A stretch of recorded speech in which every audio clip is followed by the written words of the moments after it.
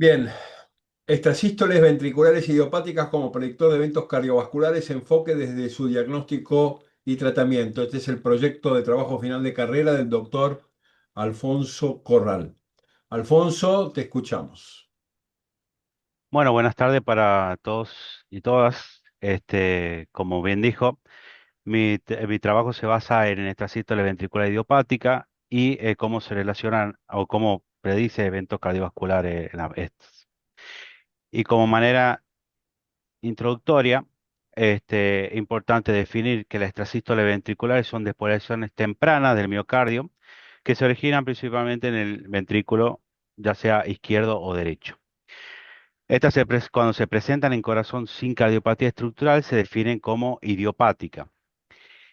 En un estudio multicéntrico en el año 2020, el equipo de electrofisiología del American College realizó un estudio grande a nivel mundial donde ellos revelaron que la prevalencia estimada de la población mundial era de 1 al 4% cuando se realizaba un electrocardiograma de 12 derivaciones. Y esto aumentaba de un 40 a 75% en pacientes que se le realizaban un Holter de 24 a 48 horas. Este extrasístole ventricular se presenta como una amplia variedad de entornos clínicos y diversas implicaciones clínicas. A menudo se observa en asociación con cardiopatía estructural y representa en estos pacientes un mayor riesgo de muerte súbita. Sin embargo, son ubicuas incluso cuando hay ausencia de cardiopatía estructural. Se ha considerado que son relativamente benignas en ausencia de cardiopatía estructural. Sin embargo, en la última década, la miocardiopatía inducida por esta sístole ventricular ha suscitado gran interés y la evidencia sobre esta entidad está surgiendo rápidamente. La evaluación clínica y las investigaciones adecuadas son importantes para diagnosticar a los pacientes con esta sístole ventricular, de modo que se pueden establecer un tratamiento precoz y eficaz, ya sea conservador o farmacológico, como invasivo, ya por medio de ablación con catéter, cuando esto sea necesario. Ahora bien, ¿qué me llevó a analizar o a investigar sobre este tema? Y es que yo me preguntaba si la extrasístole ventricular idiopática la podemos utilizar como un predictor de eventos cardiovasculares. Para ello, como mi objetivo general es el realizar una actualización y revisión bibliográfica de estudios clínicos acerca de extrasístole ventricular idiopática, para analizar la relevancia del diagnóstico de esta patología y su relación a eventos cardiovasculares. Mi objetivo específico es determinar la incidencia y prevalencia de esta sístole ventricular en pacientes con corazones sanos, así como factores de riesgo mediante la revisión de estudios clínicos. Identificar cuáles son las formas electrocardiográficas más comunes de esta entidad, de esta extrasístole ventricular idiopática, sin cardiopatía estructural, describir los diferentes métodos diagnósticos que existen, reconocer cuáles son las posibilidades terapéuticas para esta entidad y analizar la información disponible sobre este tema. En cuanto a la metodología, mi diseño va a ser realizar una revisión sistemática y crítica de artículos científicos, guías, resúmenes, libros de textos, y de ahí voy a incluir información sobre sobre esta sístole ventricular idiopática, diagnóstico, complicaciones, pronóstico, predictores y opciones de tratamiento. En cuanto a los métodos, mi idea es llevar a cabo una búsqueda por internet, ya sea de revistas científicas, como páginas como PubMed, revistas importantes como la Journal of American College o la European Heart Journal, entre otras importantes como la Latin American Heart Rhythm Society y entre otras revistas importantes. Bien, para iniciar sobre el tema como tal, primero quería explicar electrocardiográficamente cómo se puede identificar una extrasístole ventricular. Y esto no es más que un latido, una depolación prematura, como le dije anteriormente, donde tenemos una depolación ventricular con QRS ancho, con QRS ancho sin ondas P precedente y con lo que se llama una pausa compensatoria. ¿En qué consiste la pausa compensatoria? No es más que la distancia que hay entre entre el R del latido sinusal previo a la extrasístole ventricular y posterior a la misma. Esto tiene que ser el duplo de la distancia que hay entre el RR del latido sinusal. También es importante entender que estas arritmias se pueden dar por tres mecanismos diferentes, ya sea por automatismo anormal, esto es cuando esta arritmia le gana al nodo sinusal de manera precoz una despolarización, siendo esta una entidad donde no tiene un mecanismo de automatismo normalmente, y cuando aparece, digamos, por aumento de la concentración de calcio, esta se adelanta provocando la extrasístole ventricular. Puede haber un mecanismo de reentrada, que esto es, generalmente se da en pacientes que tienen escaras, por un infarto o por algún tejido de la cual embriológicamente no cerró bien. Y esto me da dos vías totalmente con propiedad electrofisiológica diferente, provocándome una conducción anormal, bloqueándome una y provocando la conducción por la otra vía, provocándome lo que se llama el origen o la perpetuancia de la arritmia. Otro mecanismo que puede haber es la actividad gatillada o los potenciales, que pueden ser tanto en fase 4 cuando son tardíos o fase 3 cuando son precoces. Y esto se da mucho por un aumento indiscriminado de calcio intracelular. Entonces, estos son los tres mecanismos importantes que me pueden producir extrasístole ventricular. En cuanto a la etiología, podemos tener causas cardíacas como no cardíacas. De las cardíacas, las más frecuentes son en infarto, en valvulopatía, en miocardiopatía de diferentes etiologías, en bradicardia o taquicardia. Como causa no cardíaca, las más frecuentes son los trastornos hidroelectrolíticos, medicaciones como la digoxina, hábitos tóxicos como cocaína, cafeína, el alcohol, cirugía, infecciones, estrés, entre otras. Ahora bien, en cuanto a la prevalencia, hay un artículo que salió en el 2022 donde se evidencia que en una población menor de 40 años es más prevalente en mujeres, y los pacientes mayores de 40 años se da mala prevalencia a nivel del sexo masculino. No quiere decir que a la mujer mayor de 40 años no le va a dar, le da pero una menor frecuencia que al sexo masculino. En cuanto al sitio de origen de la extrasístole ventricular idiopática, como prevalencia está el tracto de salida del ventrículo derecho, el tracto de salida del ventrículo izquierdo con menos proporción, y lo que se llama el left ventricular summit o la cúspide ventricular izquierda, que es menos prevalente pero no menos importante, y ya más adelante le mostraré por qué. Después hay otra estructura que tiene cierta prevalencia, pero no son tan frecuentes como estas tres que le acabo de presentar, a nivel de estas sístoles ventriculares idiopáticas. Importante saber de anatomía cardíaca para evaluar el foco ectópico y ver bien lo que se llama el sustrato anatómico. El sustrato anatómico, perdón, no es más que un tejido que tiene una conducción anormal y me puede originar o perpetuar una arritmia. Y entre las trasístoles ventriculares idiopáticas más frecuentes, como le dije, son del tracto de salida del ventrículo derecho. Esto es un corte coronal, como ven, donde tengo la válvula pulmonar, de la arteria pulmonar, y la válvula aórtica, ¿sí? Son frecuentes en el tracto de salida del ventrículo derecho, a nivel, puede ser infundibular, supravalvular o al nivel de la región del ventrículo derecho. Y a nivel del tracto de salida del ventrículo izquierdo se da mucho a nivel de las cúspides, tanto cúspide izquierda, cúspide derecha, perdón, no coronariana, cúspide derecha y cúspide izquierda. Otro sitio anatómico que se puede ver en la extrasístole ventricular idiopática es lo que se llama la continuidad mitroaórtica, que es una lámina que está entre las coronarias no izquierda y cúspide coronaria izquierda y no coronariana, y la válvula anterior de la mitral.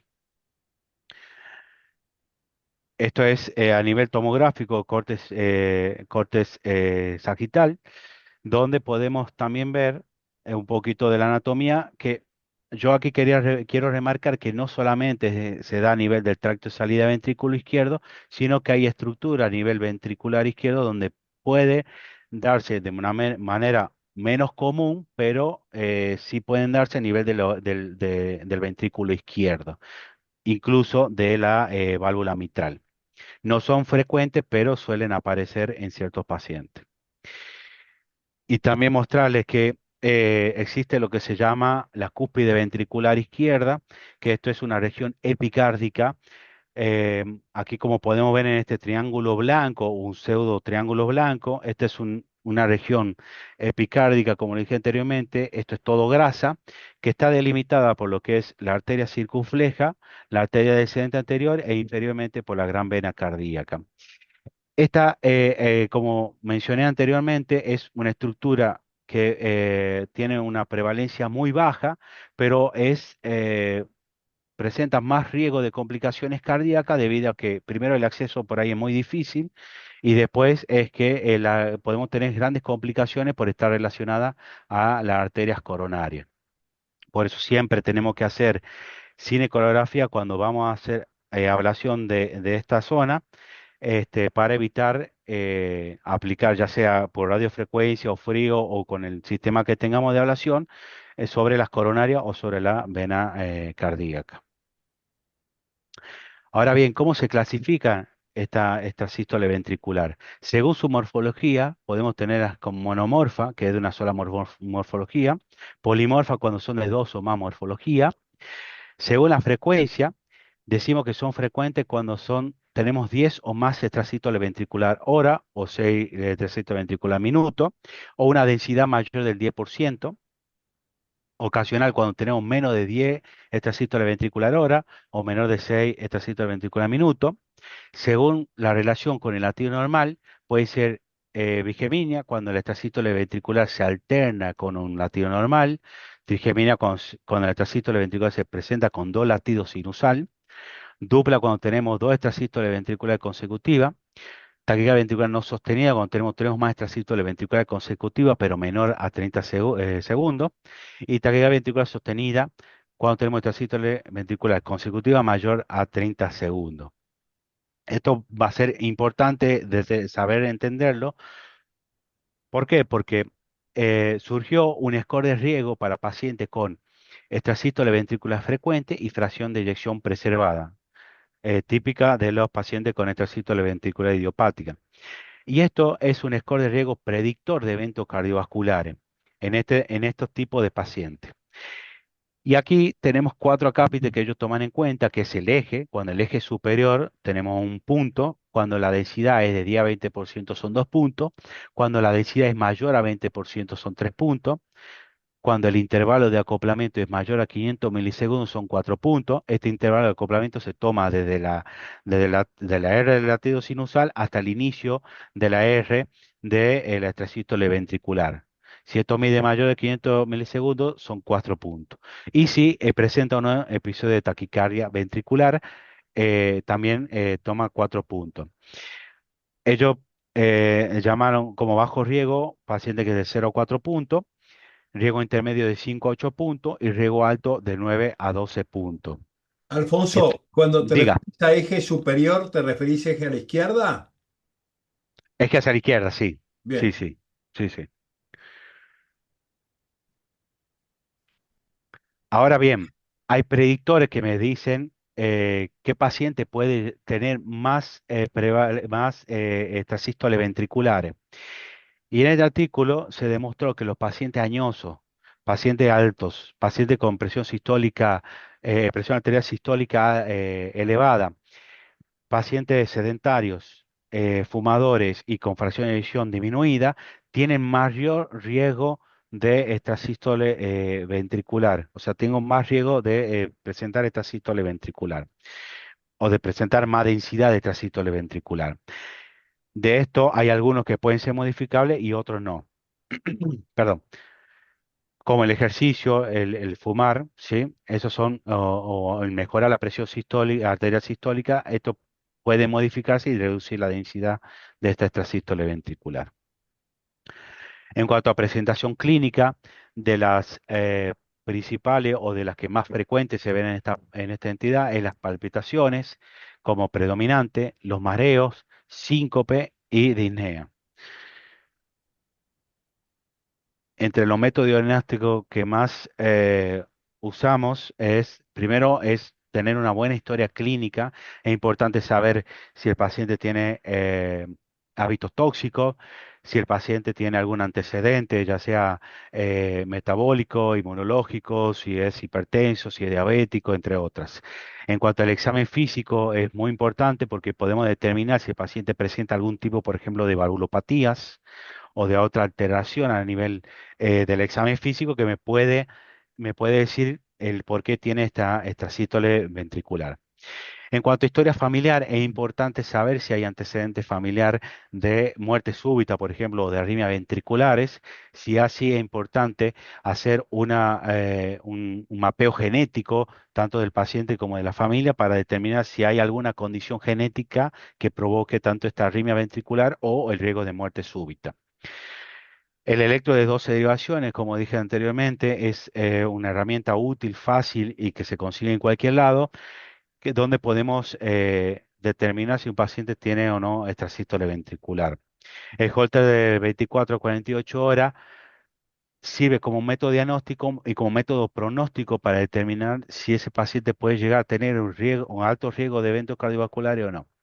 El ecocardiograma transtorácico me va a decir si el paciente presenta algún tipo de cardiopatía estructural o me va a inferir algún tipo de cardiopatía, aunque tenga buena función ventricular y no tenga alteraciones estructural, pero me puede inferir si hay algún tipo de proceso infiltrativo, por ejemplo, o algún otro tipo de patología que me pueda provocar la extrasístole ventricular. Para eso también tenemos la resonancia magnética cardíaca, que me puede evidenciar cómo está el tejido miocárdico, perdón, y ver si hay alguna patología infiltrativa o alguna otra patología que no lo podemos ver por medio del ecocardiograma. Ahora bien, el electrocardiograma existen múltiples algoritmos o múltiples formas de determinar de dónde viene nuestra sístole ventricular. El electrocardiograma es una herramienta muy importante. ¿Por qué? Porque me va a determinar de dónde o me va a relacionar de qué sitio anatómico puede venir esa arritmia, esa extrasístole ventricular. Acá a mí me gusta mucho este algoritmo porque tomamos en cuenta lo que son las precordiales y de uno.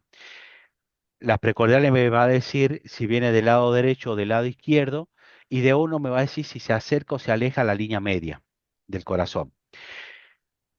Por ejemplo, si tenemos una imagen de bloqueo de rama izquierda con una transición de B3 a B4, quiere decir que el electrocito viene del lado derecho. Ahora bien, si se aleja de la línea media, quiere decir que tengo un D1 negativo y quiere decir que tengo una extrasístole, probablemente del tracto de salida del ventrículo derecho de la pared libre. Si vamos del lado izquierdo, generalmente estos tienen en las precordiales de B1 a B2, tenemos una imagen de bloqueo de rama derecha y como se aleja de la línea media, tenemos un D1 negativo. Generalmente las extrasístoles que están cerca de la línea media son las que se llaman paragisianas, porque están muy cerca de la línea media y de la zona del GIS. Esta es una forma para mí muy fácil de determinar o de sospechar de dónde viene una extrasístole ventricular. Ahora bien, el Holter, ¿qué información me va a dar? Me va a dar la densidad que puedo tener de la extrasístole ventricular. Me va a decir en qué momento tiene más extrasístole ventricular en el día, si es durante la actividad habitual o si es durante el sueño. Esto va a ser muy importante porque de esto va a determinar o me va a decir qué terapéutica me conviene más para este paciente. También me va a dar datos como si presenta durante el día duplas o pares, tripletas, bigeminias, trigeminias o hasta episodio de taquicardia ventricular. Estos son ejemplos, por ejemplo, del Holter, donde tengo extrasístole ventricular aislada, bigeminias de extrasístole ventricular, trigeminias y episodio de taquicardia ventricular no sostenida de 6 latidos, por ejemplo. En cuanto al ecocardiograma, como le dije anteriormente, es una herramienta muy útil para determinar si el paciente tiene o no cardiopatía estructural. Y si uno le hace una flujometría mitral, puedo ver que la diferencia entre el latido sinusal y la extrasístole ventricular, como la E y la A se pegan, digamos, y cómo se ve la E y la A o el latido de potenciación post-extrasistólico, que sería a nivel de la pausa compensatoria antes de que vuelva a tener un latido sinusal. Esto yo les voy a mostrar por qué es importante más adelante.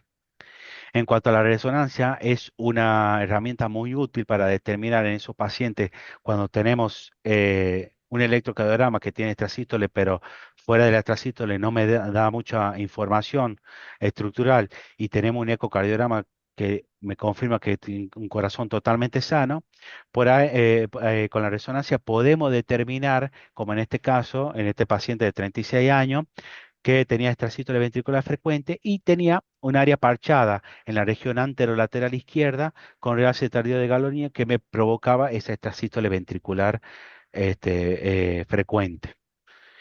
Pero todos estos métodos tienen sus ventajas y limitaciones. Por ejemplo, el ecocardiograma es operador dependiente y no me dice la caracterización del tejido miocárdico. En cambio, la resonancia magnética sí me dice la caracterización del tejido, pero como desventaja puede haber dificultad ante el gatillado de la resonancia o me puede interpretar como artefacto de esa extrasístole ventricular, pudiendo no realizar ese estudio. Eh, Si nos vamos un poquito atrás del tiempo, el doctor Rosenberg en el año 69, él presentó un trabajo donde demostraba que las extrasístoles ventriculares que venían del tracto de salida o del lado derecho del corazón se daban en pacientes sanos o estructuralmente con corazón sano. Y esto lo definió como una morfología de bloqueo de rama izquierda y eje hacia la derecha. O sea, que ya en el 69 el doctor ya hablaba de esta trasístole idiopática.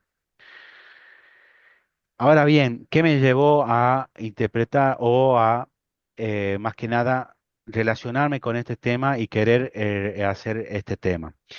Y es que surgieron una serie de estudios durante el tiempo, durante la última década. Este es un artículo un poquito viejo del 85, pero aquí ya se estudiaba en pacientes asintomáticos durante 10 años, pacientes que tenían extrasístole ventricular, querían ver cómo se comportaba y si ya presentaba algún tipo de evento cardíaco o muerte súbita. Y en estos pacientes que eran asintomáticos, pero tenían una extrasístole ventricular de 566 por hora, vieron que no presentaban riesgo de muerte súbita, de muerte, perdón, pero sí presentaban eventos cardiovasculares, principalmente en esos pacientes que con el tiempo tenían coronariopatía, aumentaba el riesgo de eventos cardiovasculares. En este artículo eh, del 2010 se quiso relacionar extrasístole ventricular frecuente y disminución de la función ventricular. ¿Qué determinaron esto en este artículo? Que los pacientes que presentaban una densidad mayor de 24% tenían más riesgo de presentar una disfunción ventricular con el tiempo si no eran tratados precozmente. Así, en su estudio del ARIC, fue un estudio grande de riesgo de arteriosclerosis en las comunidades, también presentó este su estudio donde querían ver la relación de la extrasístole ventricular y la falla cardíaca. Acá se vio que los pacientes que presentaban extrasístole ventricular más de una densidad del 10%, tenían un riesgo de tener falla cardíaca a predominio sistólico. en correlación a los pacientes que no presentaban extrasístole ventricular. Así lo confirmó un estudio Bratica en el 2017, donde relacionaba también falla cardíaca y extrasístole ventricular. Pero en este caso querían ver si qué relación había en pacientes menores de 65 años. Y esto se vio que aumentaba sustancialmente la incidencia de fallas cardíacas sistólicas en estos pacientes que tenían extrasístole ventricular prematura.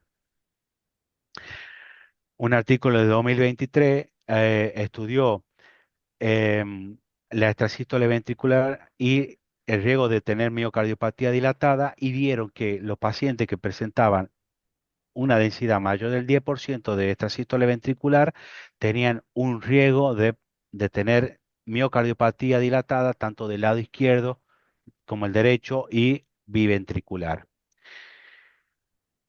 Y un artículo más reciente del año pasado que se estudió qué tipo de arritmias me podían inducir cardiomiopatía. Entre ellas se estudió el extrasístole ventricular y tomando como media una densidad mayor al 10%, donde se vio que estos pacientes disminuían sustancialmente la fracción de eyección cuando aumentaba la densidad de esta arritmia. También explicaron que no hay un mecanismo totalmente definido de por qué la extrasístole ventricular me provoca una miocardiopatía, pero hay hipótesis o mecanismos que que se sospechan que me pueden llevar a esta. Que por ejemplo, en el caso de la extrasístole ventricular frecuente en pacientes con corazón sano o estructuralmente normal, se tomó el score el score de riesgo que le presenté previamente, donde vieron que los pacientes que tenían un eje hacia superior izquierdo, una densidad mayor del 10%, un intervalo de acoplamiento mayor de 500 milisegundos y episodio de taquicardia ventricular, me llevaban a una disfunción autonómica y a una irregularidad de la frecuencia cardíaca, esto llevándome a una disfunción ventricular izquierda y auriculoventricular, aumentándome lo que se llama la potenciación post-extrasistólica, que como le mostré, el latido que va después, previo al latido sinusal, durante la pausa compensatoria, esto provocándome lo que es una difusión a nivel a nivel de los canales de calcio, provocándome una disrupción de lo que es la excitación y la contracción, provocándome una disfunción diastólica. ¿Esto que me lleva? A que una disfunción contráctil, un remodelado electromecánico, riesgo de arritmia ventricular, una hipertrofia ventricular, riesgo de presentar fibrosis y activación neurohormonal, provocándome un círculo vicioso, aumentándome más y más esta miocardiopatía. Ahora bien, para esto existe tratamiento y forma de evitar estas complicaciones, eventos cardiovasculares. Lo inicial que uno tiene que hacer con el paciente es informar sobre esta arritmia y los síntomas, tratar bien lo que es el estilo de vida, enfocarse mucho sobre los hábitos tóxicos principalmente. Si presentan síntomas no tolerables o reducción de la fracción de eyección, hay que iniciar tratamiento ya sea de manera conservador o con ablación con catéter. Durante las guías del 2020 de elaboración y manejo de extrasístole ventricular prematura, se vio que en el caso en el tema que yo estoy viendo, en pacientes con fracción de eyección preservada, había que ver qué densidad tenía el paciente y si eran sintomáticos. Siempre que el paciente, a pesar de la densidad rimogénica, si está sintomática, siempre se plantea ablación con catéter como primera línea. Si no es, en algunos casos, por ejemplo, cuando tiene densidad menos del 10%, podemos plantear drogas antiarrítmicas, pero como primera línea, si están asintomáticos, siempre es presentable la ablación por catéter. Si no son candidatos a este, pues bueno, iniciamos tratamiento antiarrítmico. ¿Cuáles son esos tratamientos antiarrítmicos? Los principales son beta bloqueantes, bloqueantes cálcicos y antiarrítmicos clase 3 como la flecainida y propafenona. Actualmente, en las últimas guías de prevención de muerte súbita, ya la amiadrona que se usaba durante mucho tiempo para arritmia ventricular, independientemente de la función ventricular, ya está como clase 3 en esos pacientes que tienen extrasístole ventricular con fracción de eyección preservada o BI normal. Para eso tenemos beta bloqueante, se prefieren más los cardios selectivos como el bisoprolol, el metoprolol, el hemolol, bloqueantes cálcicos como el ditiacero o verapamilo. Y también, perdón, como beta bloqueante, aunque tiene función de clase 3, el sotalol ha sido muy bueno en cuanto a extrasístole ventricular, principalmente cuando son de origen distinto a la tracto de salida ventrículo derecho.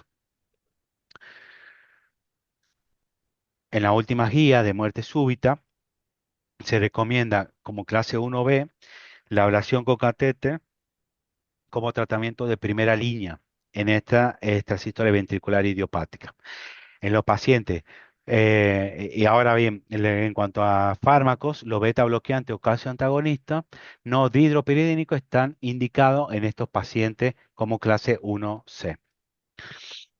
Ahora bien, ¿qué me evidencia a mí que el catéter es bueno para estos pacientes o es efectivo? Y en este artículo del año 2000 quise traerlo a colación porque este fue el primer artículo donde se demostró que los pacientes que tenían miocardiopatía inducida por extrasístole ventricular cuando eran llevados a ablación por catéter, presentaban posteriormente a este un remodelado inverso y una mejoría de la fracción de eyección y de los síntomas.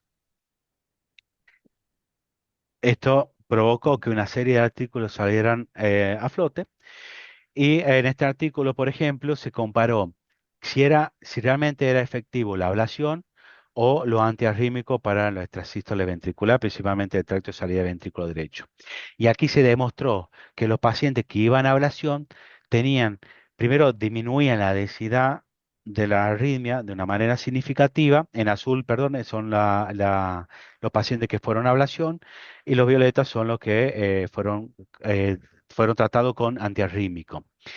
Y también demostró que la fracción de eyección aumentaba en los pacientes, predominantemente en los pacientes que iban a ablación con catéter y este tipo de arritmia. En este caso, Alfonso, ya Sí, doc. no estamos hablando de idiopáticas, ¿no? Sino estamos hablando de daño estructural. Aquí le hicieron en general, doc, le hicieron tanto de idiopática como no idiopática.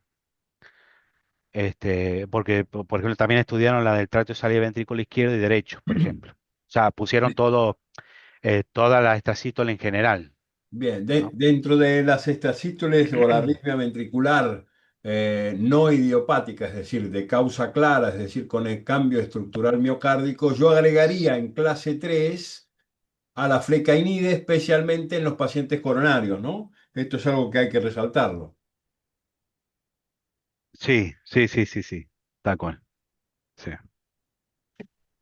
Adelante. bien. Este artículo del año pasado también demostró que nosotros tomamos en cuenta que esta arritmia la tomamos como benigna, cuando esta pueden provocar síntomas discapacitantes o pueden provocar disfunción ventricular izquierda o a inducirme a otras arritmias ventriculares, donde cuando van a ablación por catéter, se ve una disminución de hasta un 80% de la densidad arrítmica en los pacientes que van a ablación por catéter. Y además, este artículo mostró que los pacientes que presentaban miocardiopatía inducida por estas sístoles ventriculares e iban a ablación por catéter, mejoraban los diámetros tanto de volumen de fin de diástole como de fin de sístole de una manera significativa. Alfonso, estos Diga, son todos resultados pre-NAVEX, ¿no? El NAVEX no existía todavía. sí, sí, sí, sí, Ah, sí, sí, 24, sí, claro, ya sí, entiendo. Sí, sí, 2024, sí. sí, Perfecto, sí, perfecto. sí. Digamos que el NAVEX fue el navegador que se utilizó para localizar el foco arrimogénico. Se usó, en realidad, se usó Carto y Navix, o sea, tanto electroanatómico de punto a punto como generalmente fueron electroanatómicos, ya sea por Navix o por Carto, en realidad fueron. Eh, pero no solamente, porque el Navix es generalmente de Abbott, pero se usaron diferentes compañías para realizar el estudio. Pero siempre con navegador Siempre navegador intraplanétario. electroanatómico, sí. Sí, todos. Que eso lo voy a explicar ahora. ¿En qué consiste la ablación de esta sístole ventricular? Lo primero que tenemos que planificar, preparar y planificar esta ablación o este procedimiento, y hay que explicarle al paciente en qué conlleva el mismo y los riesgos que pueden producirse si hacemos la ablación. Hay que individualizar el paciente según el mismo, según la anatomía, qué mecanismo de arritmia tiene ese paciente y por el electrocardiograma. Como mostré anteriormente, el electrocardiograma es una herramienta muy útil para nosotros para determinar qué cercanía o qué origen o anatómicamente de dónde está saliendo el foco ectópico. Y porque esto me va a decir si voy hacia el lado izquierdo, hacia el lado derecho del corazón. Y muchas veces es importante entrar ya con una idea y un protocolo antes de empezar el procedimiento. Y, no, idealmente se debe evitar lo que son los opiáceos y la benzodiazepina porque estas me disminuyen la densidad de la arritmia y cuando están en procedimiento es muy difícil identificar de dónde viene. Como decíamos anteriormente con el doctor, generalmente esta ablación se hace a partir de un software electroanatómico tridimensional y se hace la estructura tridimensional de donde nosotros vamos a trabajar o donde nosotros estamos interesados en buscar el foco ectópico. Generalmente hacemos lo que se llama un mapeo de activación. ¿Qué quiere decir esto? Mapeo de activación quiere decir que nosotros vamos a identificar, según las medidas que nosotros le coloquemos al software, me va a dar perdón, me va a dar cierta coloración, de la cual en este caso las verdes son tan lejos del sitio que a nosotros no, nos interesa o lejos del sitio ectópico, y en rojo va a estar en donde, donde se puede presentar el foco ectópico. El mapeo de activación me dice, con este catéter de ablación, si ustedes pueden ver en la zona gris, son polos que me va identificando a nivel del polígrafo, donde podemos tener electrogramas, y me identifica, es como un visor, me va diciendo qué va viendo.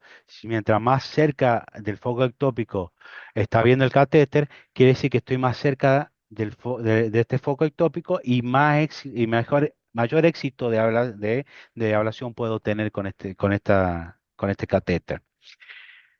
Aquí nosotros lo que buscamos es la precocidad.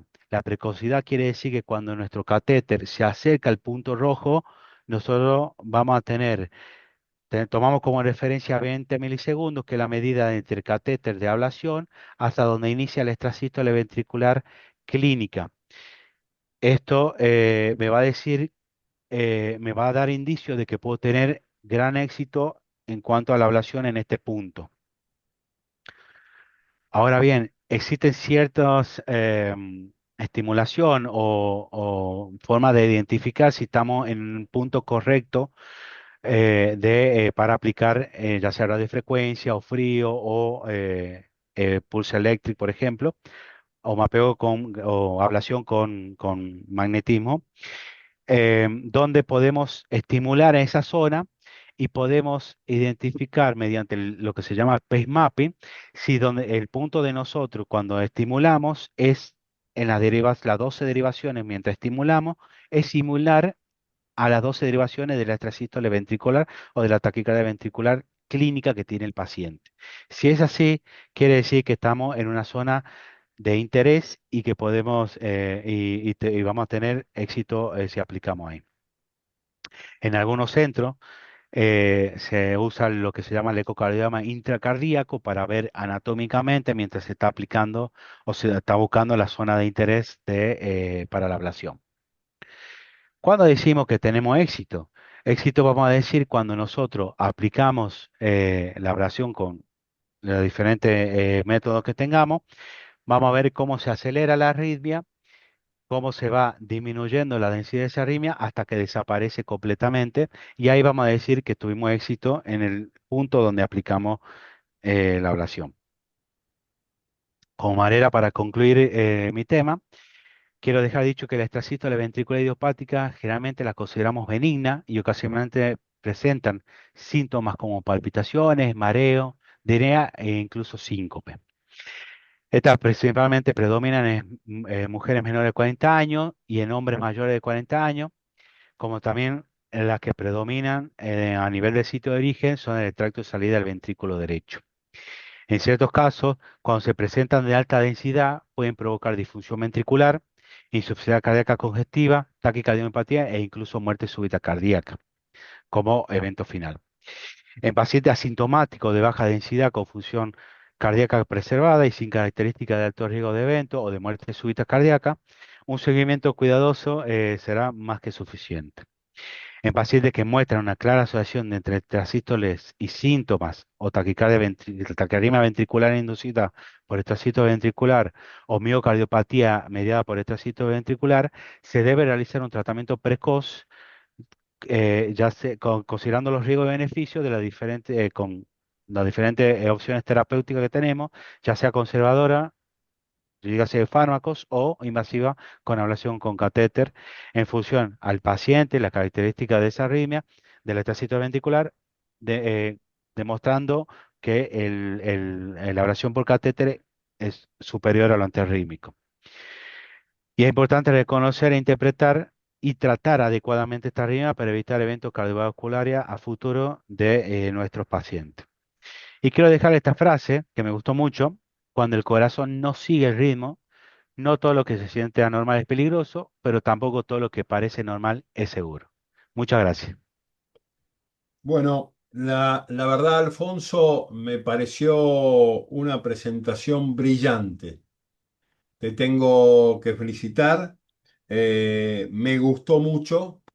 Tengo algunos, si dejas de compartir, nos vemos a pantalla gigante. Déjame ver cómo- Tengo algunas sugerencias o algunas preguntas, sobre todo para aprender, porque vos sabés mucho más que yo de esto. Mm, Básicamente, vos planteás en tu estudio la pregunta que nos hacemos todos los cardiólogos, ¿sí? Te llega el paciente con extrasístoles ventriculares frecuentes. ¿Eso es sí, grave o no es grave? ¿Lo tengo que intervenir o no lo tengo que intervenir?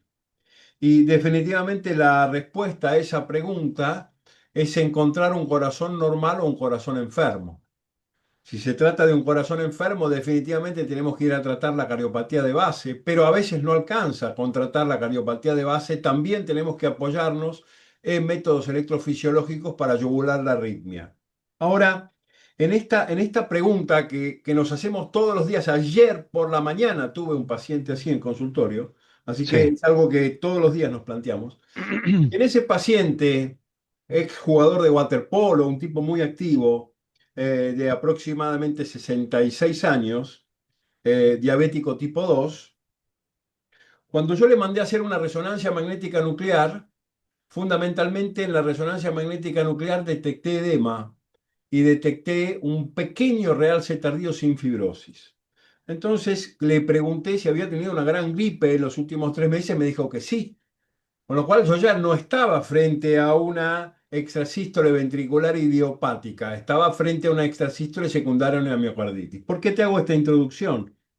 Porque a mí me da la impresión que para hoy, para poder definir una extrasístole ventricular como idiopática, necesito sí o sí una resonancia magnética nuclear normal. Si no, no es idiopática. Claramente no hay, si hay, por ejemplo, inflamación, no hay alteración de la macroestructura cardíaca, pero sí hay alteración histológica cardíaca. Eh, A mí me gustaría que desarrolles en el trabajo cómo la resonancia magnética nuclear es capaz de, primero, pesquisar patologías donde no existen macroscópicamente y segundo, cómo esto se ha discutido mucho en la miocardiopatía dilatada y en la miocardiopatía hipertrófica, eventualmente una resonancia magnética nuclear con realce tardío positivo de gadolinio es predictor o no de muerte súbita, es predictor o no de arritmias ventriculares complejas. Entonces, me gustaría que le juegues a la resonancia magnética nuclear un rol que hoy me parece es determinante para llegar a lo que vos querés analizar y a contestarnos la pregunta que vos te estás haciendo, que nos hacemos todos 1000 veces por mes. ¿Qué hago con estas extrasístoles? Si la resonancia es normal o no es normal. Con lo cual, a mí me da la impresión que la pregunta es idiopática solo con resonancia normal. Si no hay resonancia normal, ya no es idiopática, tendré que buscar la patología que genera ese extrasístoles e ir a tratar la patología de base. ¿Estás de acuerdo con esto? Sí, estoy de acuerdo. La verdad que sí se están haciendo investigaciones y además se está usando más el tema de la extrasístole. Como lo dije, por ahí es difícil realizar a un paciente una resonancia con extrasístole muy frecuente por el hecho del gatillado, pero sí puedo. Están surgiendo muchos estudios, la verdad, de introducir esa resonancia magnética en pacientes con extracístole ventricular frecuente. Como lo mostré anteriormente, hay pacientes que tienen extracístole ventricular muy frecuente, que estructuralmente por ecocardiograma es un corazón sano, pero la resonancia me muestra áreas o de edema o de fibrosis o de realce Exactamente, tardío. exactamente. Y ahí es como una discusión. La Ya, verdad que ya, ya no es idiopática, me da la impresión, ¿no es cierto? Esto es lo que quiero debatir contigo. sí, pasa que se está debatiendo mucho eso. Si se toma como idiopática o no. Qué bueno aprovechar este ruido académico para ponerlo en el trabajo, en la discusión. Sí, Muy sí, sí, bueno, muy sí, bueno. Y aprendamos todos para dónde estamos yendo. totalmente, ¿Te totalmente. parece? Sí, Ampliar y totalmente. profundizar y enriquecer este punto en particular. Para Sí, mí, y como concepto personal, solo es idiopática con una resonancia magnética nuclear normal. Sí, sí, sí, sí, ¿Sí? sí, sí, Después buscaremos por qué está inflamado, por qué está infiltrado, por qué tiene depósitos de fibrina, por qué pasa algo que hace que ese miocardio no esté sano. Eh, totalmente. el segundo punto en particular es si podrías en la fisiopatología profundizar un poco en los trastornos neurovegetativos. Porque nosotros, por ejemplo, vemos con frecuencia que pacientes con Parkinson, que con frecuencia tienen un tono parasimpático aumentado, tienen extrasístoles ventriculares frecuentes. Ujú. Pacientes que de base son bradicárdicos, que son vagotónicos, que por ejemplo han tenido una historia profusa de síndrome ácido sensitivo, gastritis, estos tipos tienen más extrasístoles ventriculares. Es decir, explicarnos y enseñarnos a todos nosotros cómo las alteraciones neurovegetativas son un potencial mecanismo para la generación de arritmias ventriculares, digamos, idiopáticas y eventualmente benignas, ¿sí? Porque son Sí, esos tipos, Alfonso, que cuando los suavizan a ergometría no tienen más ningún extrasístole. Cuando empiezan a hacer ujú. ejercicio, los extrasístoles se borran completamente. Y eso de alguna manera te deja tranquilo. Sí, Son extrasístoles que no son la expresión de un desbalance metabólico miocárdico. Son no. extrasístoles que tienen una base en una distonía neurovegetativa. Ujú. Y esto es algo que también vemos todos los días y vemos muchísimo. Sí, sí, Así que me sí, gustaría que me enseñes a mí, para yo aprender, eso es una actitud muy egoísta, sobre este tema en particular. perfecto. Vos dijiste, y muy bien presentado, te repito, la presentación me pareció brillante. Dijiste que definitivamente reducir las extrasístoles ventriculares correlacionan perfectamente con remodelado cardíaco, correlacionan perfectamente con una menor incidencia de disfunción sistólica futura, ¿verdad? Esto es así. Pero en el análisis que vos hiciste, los aportes bibliográficos que vos hacés mezclan extrasístoles ventriculares realmente idiopáticas con extrasístoles ventriculares secundarias a otras enfermedades. Por lo menos esto es lo que yo entendí. Con lo cual, acá me plantea una pregunta para hacernos en la discusión. Para hacernos en la discusión. La extrasístole ventricular, especialmente en las no idiopáticas, ¿es el Mm. problema o es el epifenómeno del problema? ¿Es el problema o es cómo el problema grita, cómo el problema se manifiesta? ¿Por qué te hago esta pregunta? Porque si nosotros vamos y abrazonamos exitosamente el síntoma, probablemente no tratemos el problema y probablemente entonces no seamos efectivos desde el punto de vista pronóstico. ¿Se entiende lo que quiero decir? Sí, sí, sí, Entonces tal la cual. pregunta, ablación versus no ablación, queda claro por lo que vos dijiste que en la no idiopática, es decir, en los pacientes con enfermedad cardiovascular, les va mejor a los ablacionados. ¿Qué pasa con las idiopáticas? ¿Qué pasa realmente cuando comparamos idiopáticas con resonancia normal, ablacionadas contra no ablacionadas? ¿Hay evidencia bibliográfica de todo esto?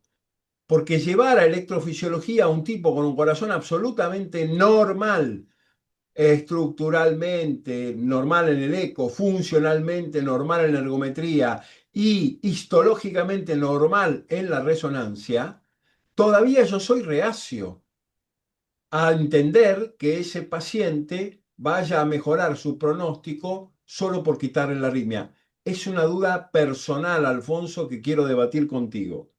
¿Qué opinión tenés de esto en particular? Primero, en la necesidad de aislar puntualmente las idiopáticas, es decir, aquellas de corazón estructural, funcional, histológicamente normal, del resto de las extrasístoles para poder entender este tema. Porque si no, yo no me voy a poder contestar la pregunta que es la de todos los días. ¿Qué hago con las estrosístoles ventriculares de más del 10% en mis pacientes que es cardiológicamente sano? Sí, la verdad, sí hay evidencia de que en los pacientes, principalmente con estracístole ventricular idiopática como tal, em, que son frecuentes y sintomática, el llevarlo a ablación con catéter disminuye el riesgo o predice un riesgo menor de eventos cardiovasculares con relación a pacientes que le doy medicamentos. Ahora bien, esos pacientes que tengo un ¿Vos alto, encontraste esos artículos, los pudiste encontrar? tengo, sí, sí. Sí, Idiopática pura, ¿no? incluso, Idiopática pura. Quiero decir, claro, focalizar el análisis bibliográfico en la idiopática pura, pura, pura, pura. no, pasa que no hay un trabajo que ponga la resonancia como idiopática pura, porque todavía eso se está debatiendo si en estos pacientes, por ejemplo, con el que presenté, la vamos a tomar como idiopática o ya la vamos a pasar como Qué, Gen- qué bueno poner esta idea que vos me estás dando, que estás expresando, como eje de la discusión, ¿sí? Porque en sí. función de cómo contestás esa pregunta, vas a ir a ablacionarlo o simplemente le das beta bloqueante y ansiolítico, ¿sí? Sí, tal cual. Incluso en la última guía de muerte súbita, en estos pacientes idiopáticos, pero como le digo, no hay un trabajo como tal que me hable de idiopática con una resonancia totalmente normal, eh, que fueron llevados a ablación por catéter, tuvieron un gran éxito y una disminución del riesgo de eventos cardíacos, incluso hasta muerte súbita. En los pacientes que fueron asintomáticos, que solo eran tratados con antiarrítmicos y que con el tiempo o mejoraba la densidad, no se vio ningún riesgo a futuro de eventos cardiovasculares. Por eso la sintomática, por ahí podemos ser más conservadores. En cambio, la que sí son sintomáticas, sí es, hay que tratarla de inmediato porque me puede llevar a algún evento cardiovascular. Bien. Pero un artículo así como tal como la estamos planteando aquí, de una idiopática con resonancia totalmente normal, la verdad que no, no leí previamente y no Pero, pero, encontré. pero, pero ¿entendés mi duda clínica? Sí, sí, sí, estoy de acuerdo porque la verdad que sí, desde hace unos años para acá se está discutiendo mucho, incluso en los congresos de electrofisiología se discute mucho si a estas patologías las tratamos como idiopáticas, o Claro. sea, si paciente con resonancia, con algún tipo de parchado o algún tipo de alteración a nivel de resonancia microvascular, la podemos tratar como idiopática o no.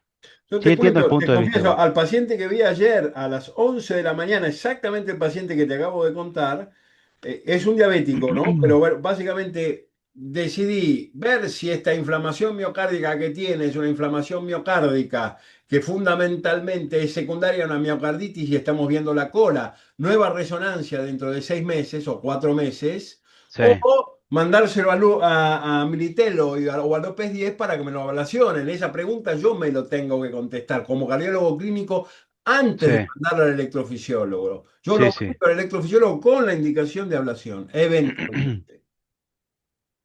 Sí, tal cual. Bien, sí, decime.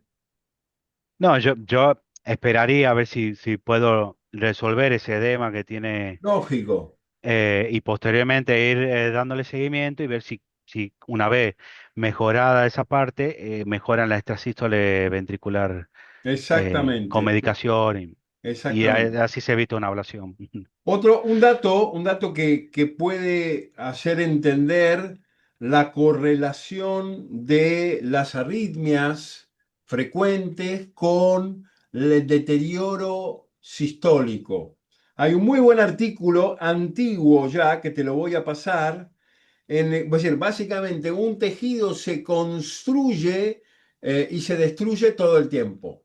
En el miocardio en particular hay un equilibrio entre metaloproteasas 9 proteolíticas y TIMS, que son antimetaloproteasas, ¿sí? En un experimento hecho con monos y perros, en un artículo que ahora no recuerdo la cita puntual, te lo mando inmediatamente por WhatsApp, se ha visto una activación de las metaloproteasas 9 en perros taquicardizados de manera irregular con un marcapasos, simulando focos ectópicos con salvitas de tres latidos marcapaseados y lo cortan, uno aislado. Se ha visto que esos perros que elevaban las metaloproteasas 9 iban a la dilatación, iban a la taquicardiomiopatía. Así que ahí podría estar el camino que nos permita entender a través de una proteólisis y una metaplasia tisular miocárdica vehiculizado por la metaloproteasa 9 a la dilatación. ¿Sí? Es interesante entender la magia de la taquicardiomiopatía. ¿Por qué un tipo con arritmia se dilata si tiene un corazón normal? Y se dilata Sí, por esto, porque el sí, sí. equilibrio entre metaloproteasas 9 y TIM se pierde Ujú, completamente. sí, Bueno, muy, muy, muy bueno, me entusiasmó, me gustó, me interesa, ganas de aprender.